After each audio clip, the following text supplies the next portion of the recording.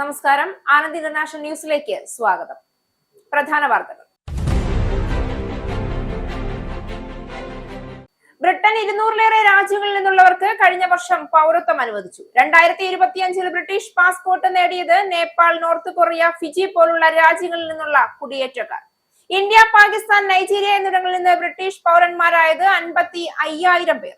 British പൗരത്വം നേടുന്നവർക്ക് യുകെയിൽ താമസിക്കാനും ജോലി ചെയ്യാനും ഇമിഗ്രേഷൻ നിയന്ത്രണങ്ങളിൽ നിന്ന് മോചിതരാകാനും കഴിയും. ലോകത്തിലെ അതിസമ്പന്ന നഗരങ്ങളിലൊന്നായ ലണ്ടൻ ദാരിദ്ര്യത്തിൽ വലയുകയാണ് എന്ന് റിപ്പോർട്ട്. 6-നും 15-നും ഇടയിൽ പ്രായമുള്ള കുട്ടികളിൽ 19% പേരും അടിസ്ഥാന ശുചിത്വോൽപ്പന്നങ്ങൾ കിട്ടാതെ വലയുന്നു. 16-നും 55-നും ഇടയിൽ പ്രായമുള്ളവരിൽ 1/3 പേരും അവശ്യ സാധനങ്ങൾ വാങ്ങാൻ പോലും കഴിയാത്ത സാഹചര്യത്തിൽ സർക്കാർ കടുത്ത പ്രതിസന്ധി. ബ്രിട്ടനിലെ ജീവനക്കാർക്കും രോഗികൾക്കും സുരക്ഷാ ഭീഷണി നേരിടുന്ന സ്ഥലമായി മാറി A&Eയിലെ ആശുപത്രികൾ. ആക്സിഡന്റ് ആൻഡ് എമർജൻസി ഡിപ്പാർട്ട്മെന്റിൽ 3 രോഗികൾക്ക് നേരെ അക്രമം നടത്തിയ 22-കാരനെ പോലീസ് അറസ്റ്റ് ചെയ്തു.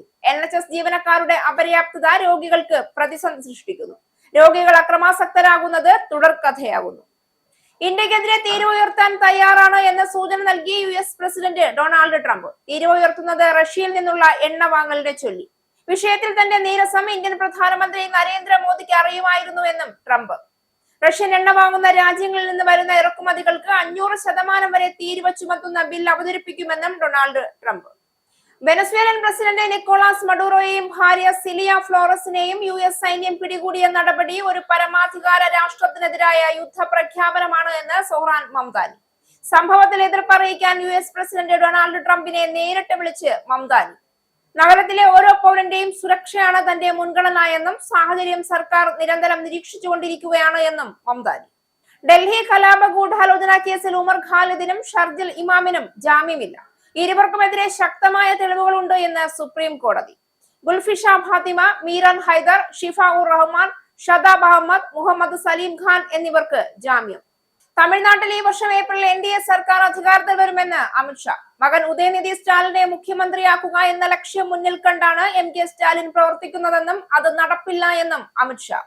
തമിഴ്നാട്ടിലെ കുടുംബവാഴ്ചയ്ക്ക് അന്ത്യം കുറിക്കാൻ സമയമായി എന്നും കേന്ദ്ര ആഭ്യന്തരമന്ത്രി. ശബരിമല സ്വർണ്ണക്കൊള്ളക്കേസിൽ സുപ്രധാന പരാമർശവുമായി സുപ്രീം കോടതി. ദൈവത്തെ പോലും വെറുതെ വിട്ടില്ല എന്ന് രൂക്ഷ വിമർശനം. തന്റെ പ്രായാധിക്യവും ശാരീരിക അവസ്ഥകളും കണക്കിലെടുത്ത് നടപടികളിൽ ഇളവ് വേണമെന്ന ആവശ്യം ഉന്നയിച്ച് ശങ്കരദാസ്.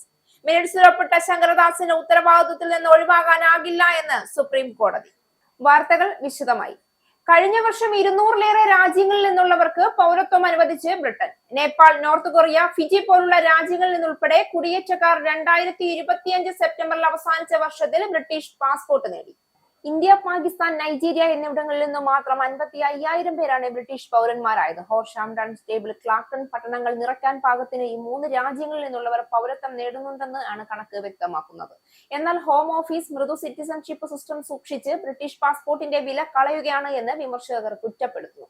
ഈജിപ്ഷ്യൻ വിമതൻ അലാ അബദ് എൽ ഫത്തായെ ജയിൽ മോചിതനാക്കി യുകെയിൽ തിരിച്ചെത്തിച്ച വാർത്തകൾക്കിടെയാണ് ഈ കണക്കുകളും വരുന്നത്. ജൂതന്മാരെയും പോലീസുകാരെയും കൊല്ലാൻ ആഹ്വാനം ചെയ്തിട്ടും ഇയാൾക്ക് 2021 പൗരത്വം നൽകുകയായിരുന്നു. വെള്ളക്കാരോടുള്ള വിദ്വേഷം 44-കാരൻ സോഷ്യൽ മീഡിയയിൽ പങ്കുവെക്കാറുണ്ട്. പൗരത്വം നൽകുന്നതിൽ ബ്രിട്ടൻ സ്വീകരിക്കുന്ന മൃദു നടപടികളാണ് ലോകം ഉപയോഗിക്കുന്നതെന്ന് സെന്റർ ഫോർ മൈഗ്രേഷൻ കൺട്രോളിലെ റോബർട്ട് ബേറ്റിന്റെ വാദം. ഇത് ബ്രിട്ടീഷ് പാസ്പോർട്ടിന്റെ വിലയാണ് കളയുന്നത്. ബ്രിട്ടീഷ് രീതികൾ ഇല്ലാത്ത ആളുകൾക്ക് ഇത് നൽകുന്നതാണ് കാരണം എന്ന് ബേറ്റ്സൺ ആരോപിക്കുന്നു. ലേബർ അധികാരത്തിലെത്തിയ ശേഷം 2024 2,69,000 പേർക്കും 2025 2,41,000 പേർക്കുമാണ് പൗരത്വം നൽകിയത്. ഇത് രണ്ടും റെക്കോർഡാണ്. ബ്രിട്ടീഷ് പൗരത്വം നേടുന്ന കുടിയേറ്റക്കാർക്ക് യുകെയിൽ താമസിക്കാനും ജോലി ചെയ്യാനും ഇമിഗ്രേഷൻ നിയന്ത്രണങ്ങളിൽ നിന്നും മോചിതരാകാനും സാധിക്കും. ലോകത്തിലെ അതിസമ്പന്ന നഗരങ്ങളിൽ ഒന്ന് എന്ന് അഭിനയിക്കുമ്പോഴും ലണ്ടൻ ദാരിദ്ര്യത്തിൽ വലയുകയാണ് എന്ന് റിപ്പോർട്ട്. 16-നും 55-നും ഇടയിൽ പ്രായമുള്ളവരിൽ 1/3 പേരും സാധാരണ ജീവിതം നയിക്കാൻ കഴിയാതെ വലയുകയാണെന്നും റിപ്പോർട്ടിൽ പറയുന്നുണ്ട്. അവശ്യ സാധനങ്ങൾ വാങ്ങാൻ പോലും കഴിയാത്തതിനാൽ ഇവരിൽ പലരും കൃത്യമായ ശുചിത്വം പാലിക്കാതെയാണ് ജീവിക്കുന്നത്. ജീവിത ചെലവുകൾ കുത്തനെ ഉയർന്നതോടെ ഗ്രേറ്റർ ലണ്ടൻ പ്രദേശത്തുള്ള 10-ൽ 3 സ്ത്രീകളും ഭക്ഷണം വാങ്ങണമോ ശുചിത്വത്തിനുള്ള ഉൽപ്പന്നങ്ങൾ വാങ്ങണമോ എന്ന സംശയത്തിലാണ് എന്നും റിപ്പോർട്ടിൽ പറയുന്നു. 1/3 പേർ തങ്ങളുടെ വ്യക്തിഗത ആവശ്യങ്ങൾ മാറ്റിവെച്ച് മക്കൾക്കുള്ള സാധനങ്ങൾ വാങ്ങുന്നതായും റിപ്പോർട്ടിൽ പറയുന്നു. അവശ്യ സാധനങ്ങൾ വാങ്ങാൻ കഴിയാത്തതിനാൽ ജോലിക്ക് പോകാനോ ജോലിക്കായി ഇന്റർവ്യൂകളിൽ പങ്കെടുക്കാനോ കഴിയാതെ പോകുന്നവരും ഉണ്ട് എന്നും റിപ്പോർട്ടിൽ വ്യക്തമാക്കുന്നു. 6-നും 15-നും ഇടയിൽ പ്രായമുള്ള കുട്ടികളിൽ 19% പേരും അടിസ്ഥാന ശുചിത്വ ഉൽപ്പന്നങ്ങൾ കിട്ടാതെ വലയുകയാണെന്നും ലോക്കൽ ഡെമോക്രസി റിപ്പോർട്ടിംഗ് സർവീസുമായി പങ്കുവച്ച ഹൈജീൻ ബാങ്ക് ചാരിറ്റിയുടെ റിപ്പോർട്ടിൽ പറയുന്നുണ്ട്.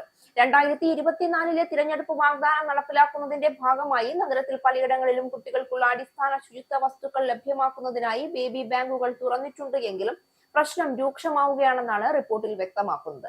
Shampoo, body wash, toothpaste, detergent തുടങ്ങിയവയെല്ലാം ഇത്തരം ബേബി ബാങ്കുകൾ ലഭ്യമാക്കുന്നുണ്ടെങ്കിലും കൂടുതൽ പേർ ദാരിദ്ര്യത്തിലേക്ക് വരുന്നതോടെ ഇതൊക്കെ അപര്യാപ്തമാവുകയാണ്. ഇത് സർക്കാരിന് മേലും സമ്മർദ്ദം വർദ്ധിപ്പിക്കുകയാണ്. ബ്രിട്ടനിലെ A&Eകൾ ഇപ്പോഴും ജീവനക്കാർക്കും മറ്റു രോഗികൾക്കും സുരക്ഷാ ഭീഷണി നേരിടുന്ന സ്ഥലമായി മാറിയിരിക്കുകയാണ്. രോഗികൾക്ക് ഇവിടേക്ക് ഒഴുകുമ്പോൾ പരിമിതമായ ജീവനക്കാരുമായി യുദ്ധത്തിൽ ഏർപ്പെടുകയാണ് NHS ജീവനക്കാർ. എന്നാൽ രോഗികൾ പലപ്പോഴും ഇതിന്റെ പേരിൽ അക്രമാസക്തമാകുന്ന വാർത്ത തുടർക്കഥയാവുകയാണ്. ബോൾട്ടൺ ആശുപത്രിയിലാണ് ഇപ്പോൾ ഒരാൾ രോഗികൾക്ക് നേരെ ഗുരുതരമായ അക്രമം അഴിച്ചുവിട്ടത്. ആശുപത്രിയിലെ ആക്സിഡന്റ് ആൻഡ് എമർജൻസി ഡിപ്പാർട്ട്മെന്റിൽ 3 രോഗികൾക്ക് നേരെ അക്രമം നടത്തിയ 22കാരനെയാണ് പോലീസ് അറസ്റ്റ് ചെയ്തത്. ഒരാളുടെ ചെവി ഇയാൾ കടിച്ചു പറിച്ചെടുത്തു. വെള്ളിയാഴ്ച വൈകുന്നേരം 4:15ഓടെയാണ് ഒരാൾ രോഗികളെ ആക്രമിക്കുന്നുവെന്ന് ഗ്രേറ്റർ മാഞ്ചസ്റ്റർ പോലീസിന് വിവരം ലഭിച്ച് സ്ഥലത്തെത്തുന്നത്. രോഗികളെ ആക്രമിച്ചതിനും തടയാനെത്തിയ പോലീസിനെ ആക്രമിച്ചതിനും പൊതുസമാധാനം കെടുത്തിയതിനും ഉൾപ്പെടെയാണ് പ്രതിക്കെതിരെ ചുമത്തി അറസ്റ്റ് ചെയ്തത്. മെന്റൽ ഹെൽത്ത് ആക്ടിലെ സെക്ഷൻ 136 പ്രകാരമാണ് ഇയാളെ അറസ്റ്റ് ചെയ്തിട്ടുള്ളത് എന്ന് പോലീസ് വ്യക്തമാക്കി. 40കളിലും 70കളിലും പ്രായമുള്ള സ്ത്രീയും പുരുഷനും ചെറിയ പരിക്കാണ് ഏറ്റത്. ചെവിക്ക് ഗുരുതര പരിക്കേറ്റ വ്യക്തിയെ ചികിത്സ നൽകിയ ശേഷം വിട്ടയച്ചു. അക്രമി പെട്ടെന്ന് ആളുകളെ ഇടിച്ചു നിലത്തിടുകയും മറ്റൊരാളുടെ ചെവി കടിച്ചെടുക്കുകയും ചെയ്തു എന്ന് സംഭവത്തിന് ദൃക്സാക്ഷിയായ മറ്റൊരു രോഗിയുടെ ബന്ധു പറഞ്ഞു. പുതുവർഷത്തിൽ മോർട്ട്ഗേജ് നിരക്ക് കുറയ്ക്കൽ മത്സരത്തിന് തുടക്കമിട്ട് HSBC. 2006-ൽ മോർട്ട്ഗേജ് നിരക്ക് കുറയ്ക്കുന്ന ആദ്യത്തെ വായ്പാ സ്ഥാപനമായി HSBC മാറി. റെസിഡൻഷ്യൽ മോർട്ട്ഗേജുകളും ബൈ ടു ലെറ്റ് ലോൺ ഉൽപ്പന്നങ്ങളും ഉൾപ്പെടെയുള്ള പല പദ്ധതികളിലെ നിരക്കാണ് HSBC കുറച്ചത്. തിങ്കളാഴ്ച മുതൽ പുതുക്കിയ നിരക്കുകൾ പ്രാബല്യത്തിൽ വരും. കഴിഞ്ഞ ഡിസംബറിൽ ബാങ്ക് ഓഫ് ഇംഗ്ലണ്ട് അടിസ്ഥാന പലിശ നിരക്ക് 3.75% കുറച്ചതിനെ തുടർന്നാണ് ഈ നീക്കം. ഇതോടെ മറ്റു ബാങ്കുകളും നിരക്ക് കുറയ്ക്കാൻ മുന്നോട്ട് വരാൻ സാധ്യതയുണ്ട് എന്നും വരും മാസങ്ങളിൽ മോർട്ട്ഗേജ് നിരക്കുകളിൽ മത്സരം കടുക്കുമെന്നുമാണ് വിലയിരുത്തപ്പെടുന്നത്. ഈ വർഷം ഏകദേശം 18 ലക്ഷം വീടുകൾക്ക് മോർട്ട്ഗേജ് പുതുക്കുമെന്നാണ് കണക്കാക്കുന്നത്. നിലവിൽ 2 വർഷത്തെ ഫിക്സഡ് റെസിഡൻഷ്യൽ മോർട്ട്ഗേജിന്റെ ശരാശരി നിരക്ക് 4.83%. ബൈ ടു ലെറ്റ് മോർട്ട്ഗേജിന്റെ ശരാശരി 4.7% എന്ന് ധനകാര്യ ഡേറ്റാ സ്ഥാപനം മണിഫാക്ട്സ് വ്യക്തമാക്കി. വസന്തകാലത്തിന് മുൻപ് 3.5%-നും താഴെയുള്ള ഡീലുകൾ പോലും പ്രതീക്ഷിക്കാമെന്ന് സാമ്പത്തിക ഉപദേശകർ പറയുന്നു. ഈ വർഷം 2 തവണ കൂടി അടിസ്ഥാന പലിശ നിരക്ക് കുറയ്ക്കാൻ സാധ്യതയുണ്ട് എന്നാണ് സാമ്പത്തിക വിദഗ്ധരുടെ വിലയിരുത്തൽ. എങ്കിലും തീരുമാനങ്ങൾ പണപ്പെരുപ്പ നിരക്കും സാമ്പത്തിക മാന്ദ്യവും പരിഗണിച്ചായിരിക്കുമെന്ന് ബാങ്ക് ഓഫ് ഇംഗ്ലണ്ട് പറഞ്ഞിട്ടുണ്ട്. അടിസ്ഥാന നിരക്കുമായി ബന്ധിപ്പിച്ച വേരിയബിൾ റേറ്റ് ലോൺ എടുത്തവർക്ക് മാസത്തുക കുറയുന്നതായിരിക്കും പ്രധാന ആശ്വാസം. അതേസമയം ഫിക്സഡ് റേറ്റ് മോർട്ട്ഗേജുകളിൽ കുറവ് പരിമിതമായിരിക്കാമെന്നും വർഷാവസാനം വീണ്ടും ബാങ്ക് നിരക്കിനേക്കാൾ ഉയർന്ന നിലയിലെത്താനിടയുണ്ട് എന്നും വിദഗ്ധർ അഭിപ്രായപ്പെടുന്നു. ഡിസംബറിൽ വീടുകളുടെ വില പ്രതീക്ഷിക്കാത്ത വിധം കുറഞ്ഞതായി നേഷൻ വൈഡ് റിപ്പോർട്ട് ചെയ്തതും ഹൗസിംഗ് വിപണിയിലെ അനിശ്ചിതത്വം വർദ്ധിപ്പിച്ചിട്ടുണ്ട്. ആർട്ടിക് പ്രദേശത്ത് നിന്നുള്ള ശീതവായു പ്രവാഹം ബ്രിട്ടനിലെ താണ്ഡവം തുടരുമ്പോൾ ഇന്നലെ രാത്രിയിലും പലയിടങ്ങളിലും നിലയ്ക്കാത്ത മഞ്ഞുവീഴ്ചയായിരുന്നു.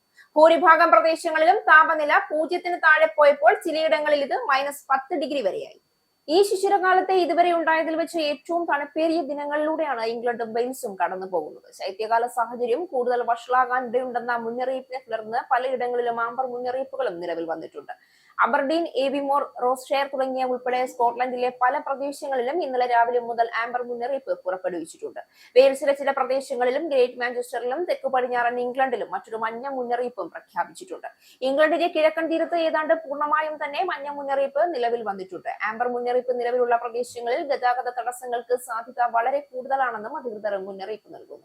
ഗ്രാമീണ മേഖലകൾ തീർത്തും ഒറ്റപ്പെട്ടു പോകാനും സാധ്യതയുണ്ട്. വടക്കു കിഴക്കൻ സ്കോട്ട്ലൻഡിലെ ചില റെയിൽ റൂട്ടുകൾ ഇന്ന് ഉച്ചവരെ അടച്ചിടും എന്ന് അറിയിച്ചിട്ടുണ്ട്. ചില വിമാന സർവീസുകൾ റദ്ദു ചെയ്യപ്പെടാൻ സാധ്യതയുണ്ട് എന്ന മുന്നറിയിപ്പും മെറ്റ് ഓഫീസ് നൽകുന്നുണ്ട്.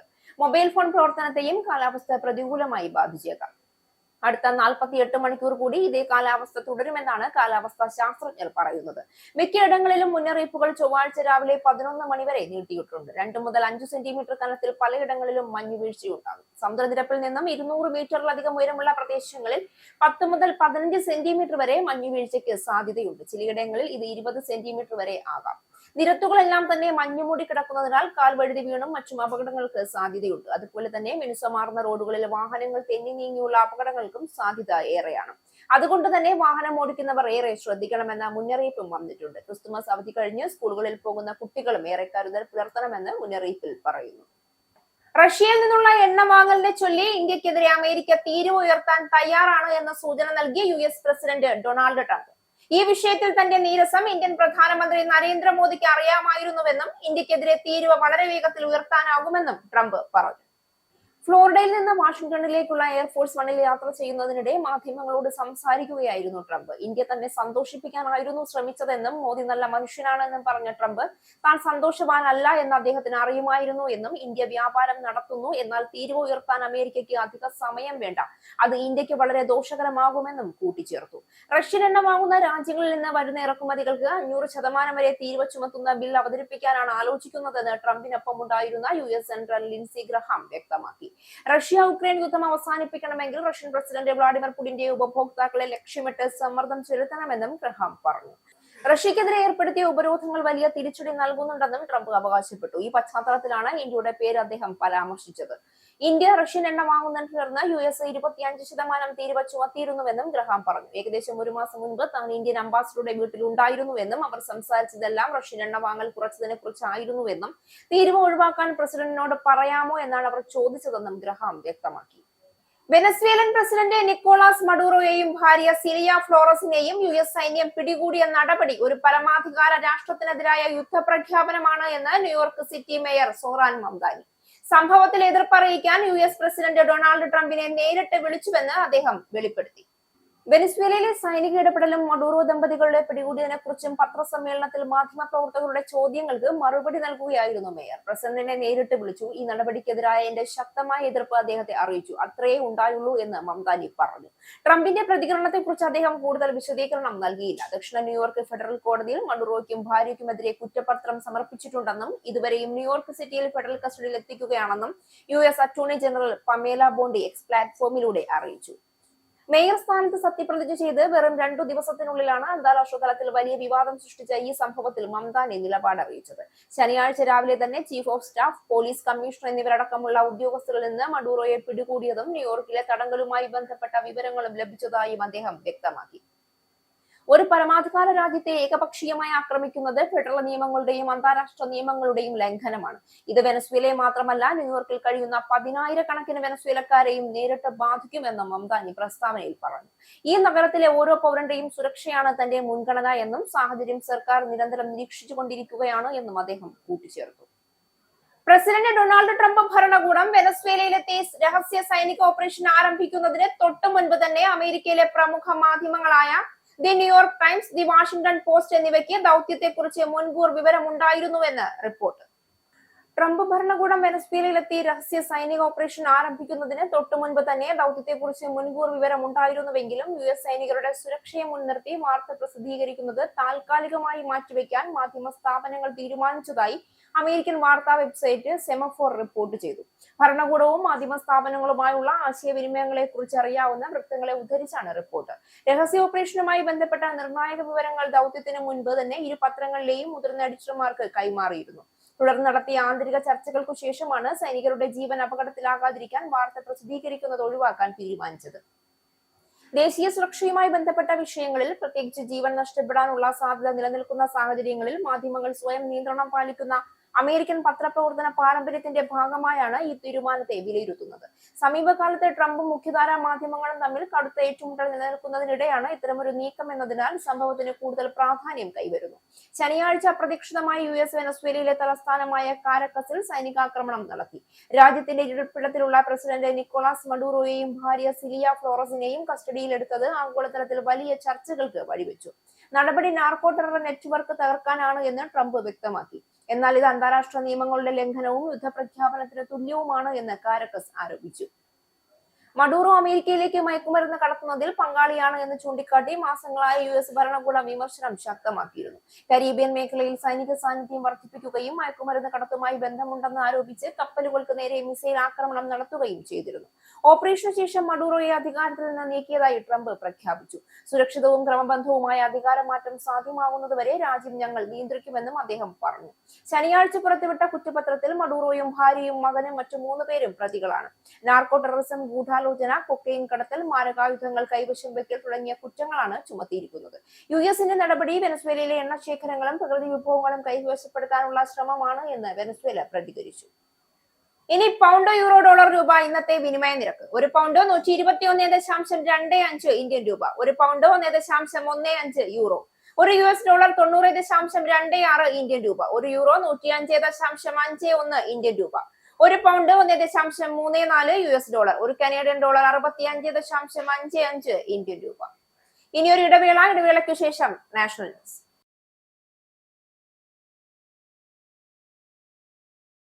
നമസ്കാരം, നാഷണൽ ന്യൂസിലേക്ക് സ്വാഗതം. ഡൽഹി കലാപ ഗൂഢാലോചന കേസിൽ ഉമർ ഖാലിദിനും ഷർജിൽ ഇമാമിനും ജാമ്യമില്ല. ഇരുവർക്കുമെതിരെ ശക്തമായ തെളിവുകളുണ്ട് എന്ന് ചൂണ്ടിക്കാട്ടിയാണ് സുപ്രീം കോടതി ജാമ്യം നിഷേധിച്ചത്. ജസ്റ്റിസുമാരായ അരവിന്ദ് കുമാർ, NV അഞ്ചാരിയ എന്നിവരടങ്ങിയ ബെഞ്ചാണ് കേസ് പരിഗണിച്ചത്. കേസിൽ ഗുൽഫിഷ ഫാത്തിമ, മീരാൻ ഹൈദർ, ഷിഫാഉർ റഹ്മാൻ, ഷഹാദ് അഹമ്മദ്, മുഹമ്മദ് സലീം ഖാൻ എന്നിവർക്ക് ജാമ്യം അനുവദിച്ചു. പ്രതികൾക്കെതിരെയുള്ള ആരോപണങ്ങൾ പ്രഥമദൃഷ്ട്യാ ഗൗരവമുള്ളതാണെന്നും UAPA നിയമപ്രകാരമുള്ള കർശന വ്യവസ്ഥകൾ ഈ സാഹചര്യത്തിൽ നിലനിൽക്കുമെന്നും കോടതി നിരീക്ഷിച്ചു. 5 വർഷത്തിലേറെയായി ഉമർ ഖാലിദ് ജയിലിൽ തുടരുകയാണ്. വിചാരണ വൈകുന്നത് പരിഗണിച്ച് ജാമ്യം നൽകണമെന്ന വാദമാണ് കോടതി തള്ളിയത്. ഡൽഹി ഹൈക്കോടതി ജാമ്യം നിഷേധിച്ചതിന് ഉമർ ഖാലിദ് നൽകിയ അപ്പീലിലാണ് സുപ്രീം കോടതിയുടെ നിർണായക ഉത്തരവ്. നേരത്തെ ഡിസംബറിൽ സഹോദരിയുടെ വിവാഹത്തിൽ പങ്കെടുക്കുന്നതിനായി ഉമർ ഖാലിദിന് 14 ദിവസത്തെ ഇടക്കാല ജാമ്യം അനുവദിച്ചിരുന്നു. 2020 പൗരത്വ ഭേദഗതി നിയമത്തിനെതിരായ പ്രതിഷേധങ്ങൾക്കു പിന്നാലെ നടന്ന കലാപത്തിൽ ഗൂഢാലോചന നടത്തിയെന്ന കുറ്റം ചുമത്തിയാണ് ഡൽഹി പോലീസ് ഉമർ ഖാലിദിനെയും ഷർജിൽ ഇമാമിനെയും അറസ്റ്റ് ചെയ്ത് UAPA ചുമത്തിയത്. ഇരുവരുടെയും ജാമ്യാപേക്ഷ 2022 മുതൽ കോടതിയിലാണ്. ഡൽഹി കലാപത്തിൽ 50 പേർ കൊല്ലപ്പെടുകയും 700-ലേറെ പേർക്ക് പരിക്കേൽക്കുകയും ചെയ്തിരുന്നു. അറസ്റ്റിലായ പ്രതികൾ കലാപത്തിന്റെ മുഖ്യ ആസൂത്രകരാണ് എന്നാണ് പോലീസ് ആരോപിക്കുന്നത്. ശാശ്വതമായ ഒന്നിനെയും നശിപ്പിക്കാൻ സാധിക്കില്ല എന്നും ആശയങ്ങളുടെയും ആത്മചൈതന്യത്തിന്റെയും അനശ്വരതയിൽ ഉറച്ചു വിശ്വസിക്കുന്ന സംസ്കാരമാണ് ഇന്ത്യയുടേതെന്നും പ്രധാനമന്ത്രി നരേന്ദ്രമോദി. ഗുജറാത്തിലെ സോമനാഥ ക്ഷേത്രത്തിനു നേരെയുണ്ടായ ആദ്യ ആക്രമണത്തിന് 1000 വർഷം പൂർത്തിയായ സന്ദർഭത്തിലാണ് മോദിയുടെ വാക്കുകൾ. 1026 മുസ്ലിം ഭരണാധികാരിയായ ഗസ്നിയിലെ മഹ്മൂദാണ് സോമനാഥ ക്ഷേത്രം ആക്രമിച്ചത്. നിരന്തര അധിനിവേശങ്ങൾക്കിടയിലും സോമനാഥ ക്ഷേത്രം വീണ്ടും ഉയർത്തെഴുന്നേറ്റത് ഇന്ത്യയുടെ സാംസ്കാരിക കരുത്തിന്റെ തെളിവാണെന്നും പ്രധാനമന്ത്രി ചൂണ്ടിക്കാട്ടി. സോമനാഥിന്റെ പ്രതാപം വീണ്ടെടുക്കാനായി നടന്ന ഒട്ടേറെ ശ്രമങ്ങളുടെ ഫലമായി 1000 വർഷങ്ങൾക്കപ്പുറവും ക്ഷേത്രം മുൻപത്തെ പോലെ പ്രതാപത്തോടെ നിലകൊള്ളുന്നു. അത്തരത്തിലൊരു നാഴികക്കല്ല് 2026 75 വർഷം പൂർത്തിയാക്കുകയാണ്. സ്വാതന്ത്ര്യത്തിന് ശേഷം 1951 11 അന്നത്തെ രാഷ്ട്രപതി ഡോക്ടർ രാജേന്ദ്ര പ്രസാദാണ് പുനർനിർമ്മിച്ച ക്ഷേത്രം തുറന്നു നൽകിയത്. സോമനാഥ ക്ഷേത്രത്തിന് വീണ്ടും ഉയർത്തെഴുന്നേൽക്കാൻ കഴിഞ്ഞെങ്കിൽ അധിനിവേശങ്ങൾക്ക് മുൻപ് 1000 വർഷം മുൻപുണ്ടായിരുന്ന പ്രതാപത്തിലേക്ക് നമ്മുടെ മഹത്തായ രാഷ്ട്രത്തെ വീണ്ടെടുക്കാൻ തീർച്ചയായും നമുക്ക് സാധിക്കുമെന്ന് മോദി പറഞ്ഞു. തമിഴ്നാട്ടിൽ ഈ വർഷം ഏപ്രിലിൽ NDA സർക്കാർ അധികാരത്തിൽ വരുമെന്ന് കേന്ദ്ര ആഭ്യന്തരമന്ത്രി അമിത്ഷാ ആവർത്തിച്ച് അവകാശപ്പെട്ടു. ഞായറാഴ്ച പുതുക്കോട്ടയിൽ പാർട്ടി സംസ്ഥാന പ്രസിഡന്റ് നയനാർ നാഗേന്ദ്രന്റെ സംസ്ഥാന പര്യടന പരിപാടിയുടെ സമാപന സമ്മേളനത്തിൽ പ്രസംഗിക്കുകയായിരുന്നു അദ്ദേഹം. മകൻ ഉദയനിധി സ്റ്റാലിനെ മുഖ്യമന്ത്രിയാക്കുക എന്ന ഒറ്റ ലക്ഷ്യം മുന്നിൽ കണ്ടാണ് തമിഴ്നാട് മുഖ്യമന്ത്രി MK സ്റ്റാലിൻ പ്രവർത്തിക്കുന്നതെന്നും അത് നടപ്പില്ല എന്നും അമിത്ഷാ പറഞ്ഞു. ആദ്യം കരുണാനിധി, പിന്നെ സ്റ്റാലിൻ, അതിനുശേഷം ഉദയനിധിയെ മുഖ്യമന്ത്രിയാക്കുക എന്ന സ്വപ്നം നടക്കാൻ പോകുന്നില്ല. തമിഴ്നാട്ടിലെ കുടുംബവാഴ്ചയ്ക്ക് അന്ത്യം കുറിക്കാൻ സമയമായി എന്ന് അമിത്ഷാ പറഞ്ഞു. രാജ്യത്തെ ഏറ്റവും അഴിമതി നിറഞ്ഞ ഭരണം തമിഴ്നാട്ടിലേതാണ് എന്ന് ഷാ കുറ്റപ്പെടുത്തി. അമ്മമാർക്കും സഹോദരിമാർക്കും സുരക്ഷിതത്വം ഇല്ലാത്ത സംസ്ഥാനമാണിത്. രാജ്യത്ത് 2024, 2025 വർഷങ്ങളിൽ നടന്ന തിരഞ്ഞെടുപ്പുകളിൽ NDA വൻ വിജയം നേടി. 2026 തമിഴ്നാട്ടിലും പശ്ചിമ ബംഗാളിലും വൻ ഭൂരിപക്ഷത്തോടെ NDA അധികാരത്തിൽ വരുമെന്നും ഷാ പറഞ്ഞു. ഈ ലക്ഷ്യം നേടാൻ ഒത്തൊരുമിച്ച് പ്രവർത്തിക്കാൻ അദ്ദേഹം BJP പ്രവർത്തകരോട് ആഹ്വാനം ചെയ്തു. ബീഹാറിലും തിരുവനന്തപുരത്തും വീശിയ കാറ്റ് തമിഴ്നാട്ടിലും വീശുമെന്ന ചടങ്ങിൽ സംസാരിച്ച BJP സംസ്ഥാന അധ്യക്ഷൻ നയനാർ നാഗേന്ദ്രൻ പറഞ്ഞു. കപട മതനിരപേക്ഷതയാണ് DMKയുടെ മുഖമുദ്ര. അവരുടെ സഖ്യവും കപടമാണ്. എന്നാൽ NDA മാറ്റത്തിന്റെ സഖ്യമാണ് എന്ന് നാഗേന്ദ്രൻ പറഞ്ഞു. ഒക്ടോബർ 12-നാണ് നയനാർ നാഗേന്ദ്രൻ സംസ്ഥാന പര്യടനം തുടങ്ങിയത്. അത് ജനുവരി 9-ന് അവസാനിപ്പിക്കാനാണ് ഉദ്ദേശിച്ചിരുന്നത്. അമിത്ഷായുടെ സന്ദർശനം നേരത്തെയാക്കിയതുകൊണ്ടാണ് സമാപന സമ്മേളനവും നേരത്തെയാക്കുകയായിരുന്നു. 2 ദിവസത്തെ തമിഴ്നാട് സന്ദർശനത്തിനായി എത്തിയ ഷാ ഞായറാഴ്ച തിരുച്ചിറപ്പള്ളിയിലാണ് വിമാനമിറങ്ങിയത്. തിരുച്ചിറപ്പള്ളിയിൽ BJP പ്രവർത്തകരുടെ യോഗത്തിൽ സംബന്ധിച്ച ശേഷമാണ് പൊതുസമ്മേളനത്തിനായി പുതുക്കോട്ടയിലേക്ക് പോയത്. സംസ്ഥാന BJPയുടെ തിരഞ്ഞെടുപ്പ് ചുമതലയുള്ള കേന്ദ്രമന്ത്രി പീയൂഷ് ഗോയലും തമിഴ്നാട്ടിലെത്തിയിട്ടുണ്ട്. NDAയിൽ കൂടുതൽ സഖ്യകക്ഷികളെ ചേർക്കുന്ന കാര്യമാവും കേന്ദ്ര നേതാക്കളുടെ സന്ദർശന വേളയിലെ പ്രധാന ചർച്ചാ വിഷയം. ശബരിമല സ്വർണ്ണക്കൊള്ളക്കേസിൽ സുപ്രധാന പരാമർശവുമായി സുപ്രീം കോടതി. നിങ്ങൾ ദൈവത്തെ പോലും വെറുതെ വിട്ടില്ല എന്ന് തിരുവിതാംകൂർ ദേവസ്വം ബോർഡ് മുൻ അംഗം KP ശങ്കർദാസ് നൽകിയ ഹർജി പരിഗണിക്കവേ സുപ്രീം കോടതി പറഞ്ഞു. ബോർഡിന്റെ മിനിറ്റ്സിൽ ഒപ്പിട്ട ശങ്കർദാസിന് ഉത്തരവാദിത്തത്തിൽ നിന്ന് ഒഴിവാകാനാകില്ല എന്നും സുപ്രീം കോടതി ചൂണ്ടിക്കാട്ടി. ഹൈക്കോടതി സിംഗിൾ ബെഞ്ച് വിധിയിലെ 5 പാരഗ്രാഫ് നീക്കം ചെയ്യണമെന്ന ആവശ്യത്തിൽ ഇടപെടാനും സുപ്രീം കോടതി വിസമ്മതിച്ചു. ജസ്റ്റിസുമാരായ ദീപാങ്കർ ദത്ത, SC ശർമ്മ എന്നിവർ അടങ്ങിയ ബെഞ്ചാണ് ഹർജി പരിഗണിച്ചത്. സ്വർണ്ണക്കൊള്ളയിൽ ദേവസ്വം ബോർഡ് അംഗങ്ങളായ KP ശങ്കരദാസിനും വിജയകുമാറിനും ഉത്തരവാദിത്തമുണ്ട് എന്ന് ഹൈക്കോടതി സിംഗിൾ ബെഞ്ച് ഉത്തരവിൽ പരാമർശിച്ചിരുന്നു. എന്നാൽ തങ്ങളുടെ ഭാഗം കേൾക്കാതെയാണ് ഇത്തരം പരാമർശം ഹൈക്കോടതിയിൽ നിന്ന് ഉണ്ടായത് എന്നാണ് ശങ്കരദാസിന്റെ വാദം. തന്റെ പ്രായാധിക്യവും ശാരീരികാവസ്ഥകളും കണക്കിലെടുത്ത് നടപടികളിൽ ഇളവ് വേണമെന്നായിരുന്നു ശങ്കർദാസ് പ്രധാനമായും ആവശ്യപ്പെട്ടത്. കൂടാതെ അന്നത്തെ ബോർഡ് അംഗങ്ങൾക്ക് ക്രിമിനൽ ബാധ്യത ഉണ്ട് എന്ന കേരള ഹൈക്കോടതിയുടെ പരാമർശം നീക്കം ചെയ്യണമെന്നും അദ്ദേഹം ആവശ്യപ്പെട്ടു. ഇത്തരം പരാമർശങ്ങൾ നിഷ്പക്ഷമായ അന്വേഷണത്തെ ബാധിക്കുമെന്നായിരുന്നു KP ശങ്കരദാസിന് വേണ്ടി ഹാജരായ സീനിയർ അഭിഭാഷകൻ PB സുരേഷ് കുമാറും അഭിഭാഷകൻ A കാർത്തിക്കും വാദിച്ചത്. സംസ്ഥാന സർക്കാരിന് വേണ്ടി സ്റ്റാൻഡിംഗ് കൗൺസിൽ CK ശശി ഹാജരായി. ഹൈക്കോടതി സിംഗിൾ ബെഞ്ച് ഉത്തരവിലെ പരാമർശം നീക്കുന്നതിന് ശങ്കരദാസിന് ഹൈക്കോടതിയെ സമീപിക്കാമെന്ന് സുപ്രീം കോടതി വ്യക്തമാക്കി. അതേസമയം മുൻകൂർ ജാമ്യത്തിനായി ശങ്കരദാസ് ഹർജി നൽകിയാൽ അത് മെറിറ്റിന്റെ അടിസ്ഥാനത്തിൽ കേൾക്കാൻ സുപ്രീം കോടതി നിർദ്ദേശിച്ചു. കോർപ്പറേഷൻ മേയർ സ്ഥാനം ലഭിക്കാത്തതിൽ അതൃപ്തി പരസ്യമാക്കി മുൻ DGPയും ശാസ്തമംഗലം കൗൺസിലറുമായ R ശ്രീലേഖ. തിരഞ്ഞെടുപ്പിൽ നിർത്തിയത് കൗൺസിലറാകാൻ വേണ്ടി മാത്രമല്ല എന്നും മേയറാക്കുമെന്ന വാഗ്ദാനത്തിന്റെ പുറത്താണെന്നും ശ്രീലേഖ. മത്സരിക്കാൻ വിസമ്മതിച്ച തന്നെ മേയറാക്കുമെന്ന ഉറപ്പിലാണ് മത്സരിപ്പിച്ചതെന്നും അങ്ങനെ പറയുന്നത് കേട്ടപ്പോൾ താനായിരിക്കും കോർപ്പറേഷൻ തിരഞ്ഞെടുപ്പിന്റെ മുഖമെന്നാണ് കരുതിയതെന്നും ശ്രീലേഖ പറഞ്ഞു. സ്ഥാനാർത്ഥികൾക്ക് എല്ലാവർക്കും വേണ്ടി പ്രവർത്തിക്കേണ്ട BJP സംസ്ഥാന വൈസ് പ്രസിഡന്റ് കൂടിയായ ശ്രീലേഖയ്ക്ക് 10 സ്ഥാനാർത്ഥികളെ ജയിപ്പിക്കാനുള്ള ചുമതലയും നൽകിയെന്നും അവസാനം കൗൺസിലറാകേണ്ട സാഹചര്യത്തിൽ പാർട്ടി പറഞ്ഞത് അംഗീകരിച്ചു എന്നും ശ്രീലേഖ കൂട്ടിച്ചേർത്തു. താനാണ് കോർപ്പറേഷൻ തിരഞ്ഞെടുപ്പിന്റെ മുഖമെന്ന രീതിയിൽ തന്നെയാണ് നേതൃത്വം പറഞ്ഞതും ചാനലുകൾക്ക് മുന്നിൽ അവതരിപ്പിച്ചതും. ചർച്ചകൾക്കും താനാണ് പോയിരുന്നത്. എന്നാൽ എന്തോ കാരണം കൊണ്ട് അവസാന നിമിഷം കാര്യങ്ങൾ മാറിയെന്നും ശ്രീലേഖ വിമർശിച്ചു. രാജേഷിന് കുറച്ചുകൂടി മികച്ച രീതിയിൽ മേയറായി പ്രവർത്തിക്കാൻ പറ്റുമെന്നും ആശാനാഥിന് ഡെപ്യൂട്ടി മേയറായി കുറച്ചുകൂടി നന്നായി പ്രവർത്തിക്കാൻ പറ്റുമെന്നും കേന്ദ്ര നേതൃത്വത്തിന് തോന്നിയത് കൊണ്ടായിരിക്കാം അത്തരമൊരു തീരുമാനമെടുത്തതെന്നാണ് കണക്കുകൂട്ടൽ എന്ന് പറഞ്ഞ ശ്രീലേഖ. നേതൃത്വത്തിന്റെ തീരുമാനത്തോട് തർക്കമില്ല, അത് അംഗീകരിക്കുന്നു എന്നും തീരുമാനത്തെ എതിർത്ത് പോടാ പുല്ലേ എന്ന് പറഞ്ഞ് ഇറങ്ങിയോടാൻ പറ്റില്ല. തന്നെ ജയിപ്പിച്ചവർ ഇവിടെയുണ്ട് എന്നതുകൊണ്ട് കൗൺസിലറായി 5 വർഷം തുടരാമെന്ന് തീരുമാനിച്ച് ഇവിടെ ഇരിക്കാനാണ് തീരുമാനിച്ചത് എന്നും കൂട്ടിച്ചേർത്തു. P സരിൻ ഒറ്റപ്പാലത്ത് LDF സ്ഥാനാർത്ഥിയായേക്കുമെന്ന് വിവരം. സരിനെ മത്സരിപ്പിക്കാൻ CPM സംസ്ഥാന തലത്തിലാണ് നീക്കം നടത്തുന്നത്. പാലക്കാട് മണ്ഡലത്തിൽ സരിനെ പരിഗണിക്കില്ല. സരിന് വിജയ സാധ്യതയുള്ള സീറ്റ് തന്നെ നൽകണമെന്ന നിർദ്ദേശമുള്ളതായും വിവരമുണ്ട്. ഒറ്റപ്പാലം കേന്ദ്രീകരിച്ച് പ്രവർത്തിക്കാനാണ് സരിന് ലഭിച്ചിരിക്കുന്ന നിർദ്ദേശം. 2021 നിയമസഭാ തെരഞ്ഞെടുപ്പിൽ ഒറ്റപ്പാലത്തെ UDF സ്ഥാനാർത്ഥിയായിരുന്നു സരിൻ. ഷാഫി പറമ്പിൽ രാജിവെച്ച ഒഴിവിൽ പാലക്കാട് സീറ്റ് ലഭിക്കാതെ വന്നതോടെയാണ് സരിൻ UDF വിട്ട് LDF പാളയത്തിലെത്തിയത്.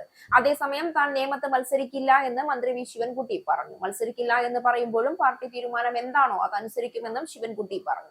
പരസ്യമായി മത്സരിക്കില്ല എന്ന് ശിവൻകുട്ടി പറഞ്ഞതോടെ പാർട്ടി തീരുമാനം നിർണായകമാകും. നേമത്ത് 2 തവണ ജയിച്ചു എന്നും 1 തവണ പരാജയപ്പെട്ടു എന്നും പറഞ്ഞ ശിവൻകുട്ടി LDFും CPMും തീരുമാനിക്കുമെന്നും സ്വയം സ്ഥാനാർത്ഥിത്വം പ്രഖ്യാപിക്കില്ല എന്നും കൂട്ടിച്ചേർത്തു. പാർട്ടി എടുക്കുന്ന തീരുമാനം അനുസരിച്ചായിരിക്കും മുന്നോട്ട് പോകുന്നത്. അതാണ് അവസാന വാക്ക് എന്നും ശിവൻകുട്ടി പറഞ്ഞു. എന്നാൽ വാക്കുകൾ ചർച്ചയായതോടെ മത്സരിക്കാൻ ഉണ്ടെന്നോ ഇല്ലെന്നോ താൻ പറഞ്ഞിട്ടില്ല എന്നായി ശിവൻകുട്ടിയുടെ വിശദീകരണം. നേമത്ത് രാജീവ് ചന്ദ്രശേഖറിനെയാണ് BJP മത്സരിപ്പിക്കുന്നത്. കടുത്ത പോരാട്ടം പ്രതീക്ഷിക്കുന്ന മണ്ഡലം നിലനിർത്തുക എന്നതാണ് CPMന് മുന്നിലുള്ള വെല്ലുവിളി. നേമത്ത് വീണ്ടും ശിവൻകുട്ടിയെ തന്നെ സ്ഥാനാർത്ഥിയാക്കണമെന്ന അഭിപ്രായമാണ് CPMലുള്ളത്. 2011-ലും 2016-ലും 2021-ലും നേമത്ത് V ശിവൻകുട്ടിയായിരുന്നു CPM സ്ഥാനാർത്ഥി. ഇതിൽ 2016-ൽ O രാജഗോപാലിനോട് പരാജയപ്പെട്ടു. ഇത്തവണ ലോക്സഭാ തിരഞ്ഞെടുപ്പിലും തദ്ദേശ തിരഞ്ഞെടുപ്പിലും ലഭിച്ച കൂറ്റൻ ലീഡിന്റെ ബലത്തിൽ മണ്ഡലം പിടിക്കാമെന്നാണ് BJPയുടെ പ്രതീക്ഷ.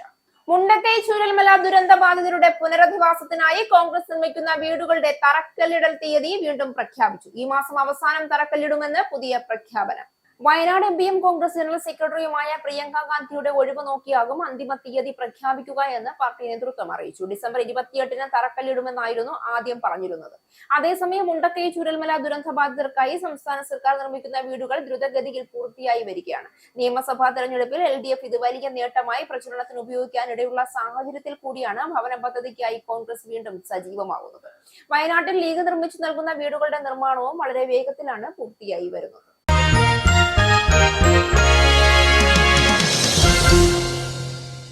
ആഷസ് പരമ്പരയിലെ 5ാം ടെസ്റ്റിൽ ഇംഗ്ലണ്ട് 1ാം ഇന്നിംഗ്സിൽ 384 റൺസിന് പുറത്ത്.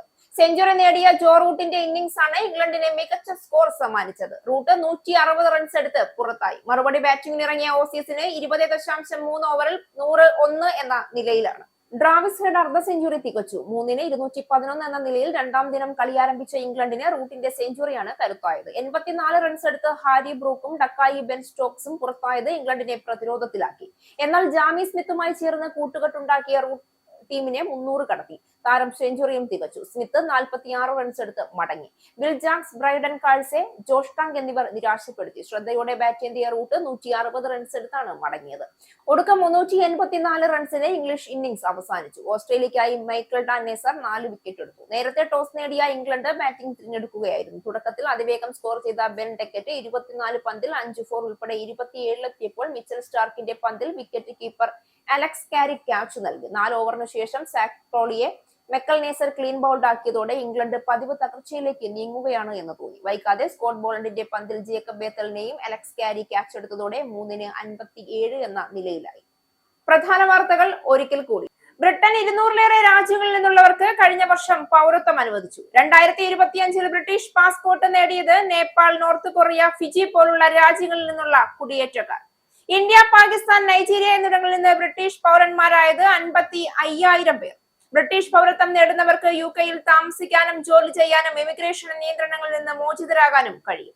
ലോകത്തിലെ അതിസമ്പന്ന നഗരങ്ങളിലൊന്നായ ലണ്ടൻ ദാരിദ്ര്യത്തിൽ വലയുകയാണ് എന്ന് റിപ്പോർട്ട്. 6-നും 15-നും ഇടയിൽ പ്രായമുള്ള കുട്ടികളിൽ 19% പേരും അടിസ്ഥാന ശുചിത്വോൽപ്പന്നങ്ങൾ കിട്ടാതെ വലയുന്നു. 16-നും 55-നും ഇടയിൽ പ്രായമുള്ളവരിൽ 3-ൽ 1 പേരും അവശ്യ സാധനങ്ങൾ വാങ്ങാൻ പോലും കഴിയാത്ത സാഹചര്യത്തിൽ സർക്കാർ കടുത്ത പ്രതിസന്ധി. ബ്രിട്ടനിലെ ജീവനക്കാർക്കും രോഗികൾക്കും സുരക്ഷാ ഭീഷണി നേരിടുന്ന സ്ഥലമായി മാറി A&Eയിലെ ആശുപത്രികൾ. ആക്സിഡന്റ് ആൻഡ് എമർജൻസി ഡിപ്പാർട്ട്മെന്റിൽ 3 രോഗികൾക്ക് നേരെ അക്രമം നടത്തിയ 22കാരനെ പോലീസ് അറസ്റ്റ് ചെയ്തു. NHS ജീവനക്കാരുടെ അപര്യാപ്തത രോഗികൾക്ക് പ്രതിസന്ധി സൃഷ്ടിക്കുന്നു. രോഗികൾ അക്രമാസക്തരാകുന്നത് തുടർക്കഥയാകുന്നു. ഇന്ത്യക്കെതിരെ തീരുവ ഉയർത്താൻ തയ്യാറാണ് എന്ന സൂചന നൽകി US പ്രസിഡന്റ് ഡൊണാൾഡ് ട്രംപ്. തീരുവ ഉയർത്തുന്നത് റഷ്യയിൽ നിന്നുള്ള എണ്ണ വാങ്ങലിനെ ചൊല്ലി. വിഷയത്തിൽ തന്റെ നീരസം ഇന്ത്യൻ പ്രധാനമന്ത്രി നരേന്ദ്രമോദിക്ക് അറിയുമായിരുന്നുവെന്നും ട്രംപ്.